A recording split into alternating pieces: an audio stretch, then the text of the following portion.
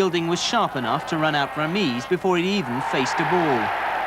Javed Miandad rescued Pakistan from their confusion as he took the polish off de Freitas's bowling figures. He was powering his way to a memorable century. The bowlers couldn't live with him, but neither could the batsmen. Imran had made just 7 when his mistimed hook landed at Broad. Javed had scored 113 when he finally went at the hands of Alan Lamb. Pakistan went on to score 232 for 6. England's openers served them well. Athi, a model of quiet efficiency, while Broad continued just where he'd left off in Australia. Graham Gooch, who was left out of the 11, now must wait on the other batsmen. Athi soon followed him to the pavilion after being brilliantly caught by Malik for 33. With Mike Gatting retired hurt with a bruised toe, Chris Broad inflicted some damage on the bowlers. He'd already passed his 50. One short of the century he had deserved, he was caught by Mushtaba, but he'd already ensured yet another English victory.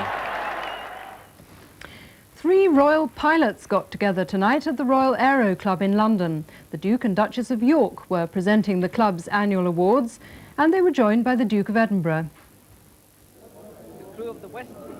Heavy work for the Duke and Duchess, presenting the club's monument-sized trophies. Round-the-world pilots Dick Rutan and Gina Jaeger received the much smaller but highly prized gold medals for their epic flight in Voyager, circling the globe in 9 days without stopping or refueling. A bronze medal for 89-year-old free-fall parachutist Laurie Barr. He invited the Duke to jump with him, but the Duke was already living dangerously. It's not often that I get the chance to speak in front of my father.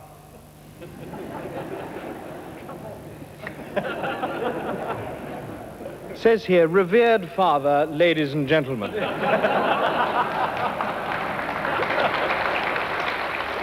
The daughter-in-law then presented the revered father-in-law with an award for his work in establishing and judging the club's Dawn to Dusk race. The Duke of York told the club that he and the Duchess might fly in the next race, but apparently he hadn't told her. There followed a lively discussion.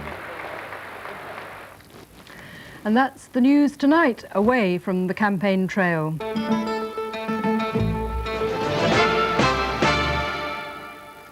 Back in the campaign now. In a moment, we're going to be hearing from voters in a very important marginal constituency in the Midlands, one of the key places that all 3 parties are looking at.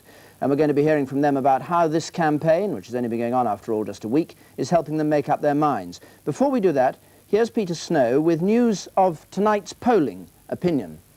Peter.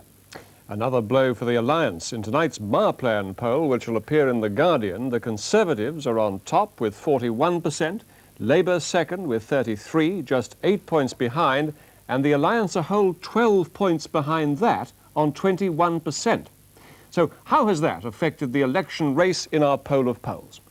Tracing the party fortunes from the day Mrs Thatcher called the election last week, the Conservatives have fallen back a little to end tonight at 41.5%. That's 1% down on where they started. Labour began at 31.5%, dropped a little, but are now up at 33% for the second day running. And the Alliance started within our poll of polls within clear reach of Labour, but have now dropped back to 22.5%, more than 10 points behind Labour and nearly 20 points behind the Conservatives. Figures like that would produce a Conservative majority of 62 in a new House of Commons. Now for our first look at the seats that are going to decide this election and how the voters in them are reacting to the campaign. No single region will be as critical to this election as the Midlands. Put simply, if Mrs Thatcher can hold off the opposition here, as she did largely in the local elections 2 weeks ago, her government will be set for a 3rd term. Just look at the Midlands in this last Parliament. Tiny clusters only of Labour seats, mainly around Birmingham, Stoke and Mansfield, surrounded by a great swathe of Conservatives. But a third of those Tory seats are held only by slender majorities. In Leicester South, Derek Spencer's margin of only 7 was the thinnest in Britain. To make any impact at all, Labour has to win this and at least the other 17 of these Conservative marginals, including all 3 seats in Nottingham. But for a resounding victory, they have to capture seats like South Derbyshire, where Junior Health Minister Edwina Currie made her debut in '83. For the Alliance, two big rural seats, Hereford and Gainsborough and Horncastle, are within reach. And there's one three-party battle.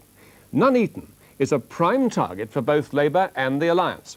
Steve Bradshaw's been there to talk to three families, each with loyalties to one of the main parties, but as yet not firmly committed. Nuneaton is at the heart of Britain. Here, north meets south.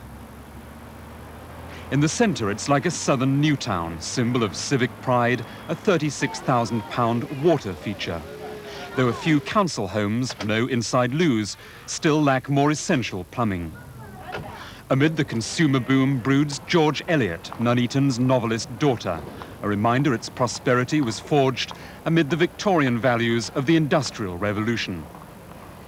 At Sterling Metals, a landscape more familiar in the north, a rusting foundry, a silent works canteen.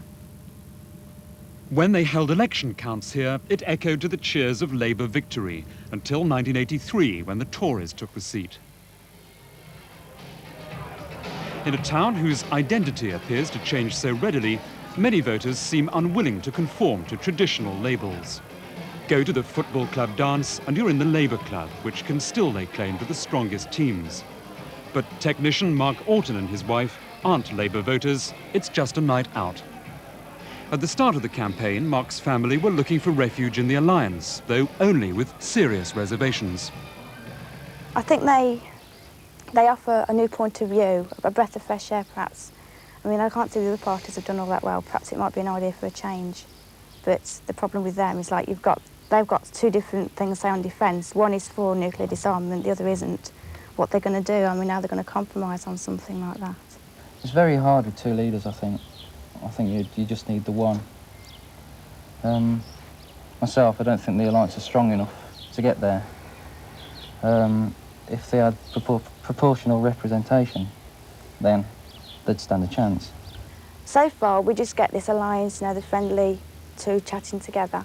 They haven't actually stated what they're going to do, but I would like to see them cut down on unemployment and say invest more money into the health service and generally get people back to work. In the foundries left standing at Sterling Metals, there's talk of recovery. These casings are for Sidewinder missiles. But investment in robots is unlikely to bring new jobs. For Tony Wilson and his wife, whose parents worked in the old Nuneaton mines, this was always Labour territory. But their once solid Labour votes now seem a little frayed. Well, there's Bernie Grant and stopping these children's books and putting them, what was it the other week, the Bar Black Sheep and things like that. They've banned them from school, isn't they, down there? It doesn't make sense to me. What does that tell you about the Labour Party? Well, they're not Labour Party, they're not real Labour parties, isn't it? When you talk about Labour Party, you're talking about people like Gateskill and Attlee and people like that. Some of these now are not true Labour. What about Mr. Kinnock? I think he is, yes, but it's some of them with him, innit? I don't know. He doesn't seem strong enough. Smart estates now sprawl across Nuneaton's few green fields, fertile ground perhaps for the government. But even here, some faithful Conservatives like Brian Mather can find too much free time on their hands. A brief spell of unemployment left him a changed man, reconsidering the voting habits of a lifetime. I think they've got the economy right, they've got most things right, the defence is definitely right. It's just this lack of caring, they're too hard. Did he used to feel that about the Conservatives? No, I used to be arrogant like them. You're going to be worried about acid rain.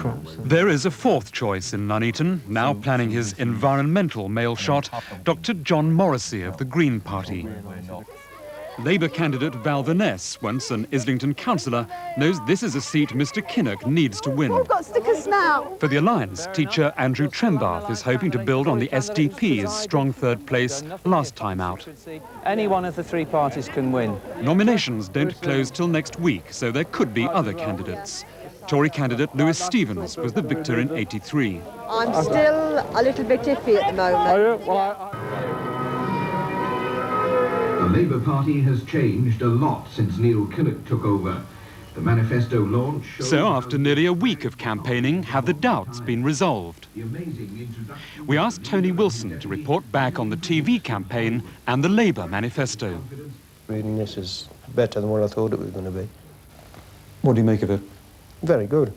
Well, I think they've excluded all the loony left, haven't they? Tony, you did say you might go to the pub instead of voting Labour. What do you think you're going to do? I shall vote first, then go in the pub. The Conservative campaign was unlikely to impress Anne Mather, who's now an Alliance supporter. But what of husband Brian? Well, I read the manifesto and I agree with 90% of what's in there. That's me.